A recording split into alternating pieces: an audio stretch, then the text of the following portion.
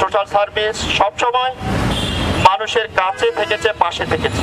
Help social সার্ভিসের উদ্যোগে পথচারীদের মাঝে মাসব্যাপী ইফতার বিতরণ কর্মসূচির উদ্বোধন করা হয়েছে।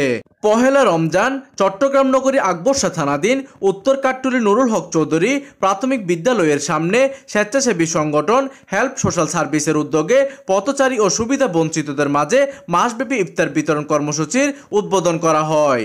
মাসব্যাপী ইফতার বিতরণ কর্মসূচি উদ্বোধন করেন হেল্প সোশ্যাল সার্ভিসের প্রধান উপদেষ্টা অধ্যক্ষ Abdul Hannan Chowdhury.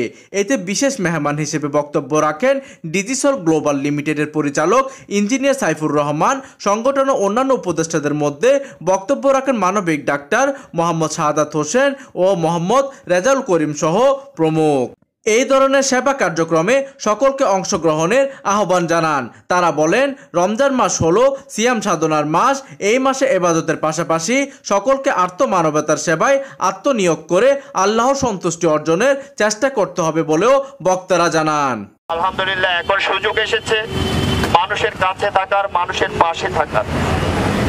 Help social service সবসময় মানুষের কাছে থেকেছে, পাশে থেকেছে। মাসব্যাপী চলবে হেল্প সোশ্যাল সার্ভিসের উদ্যোগে পথচারীদের মাঝে ইফতার বিতরণ। প্রতিনিধির তথ্য ও পাঠানো চিত্রে ডেস্ক নিউজ, দিগন্তের বার্তা 24 চট্টগ্রাম।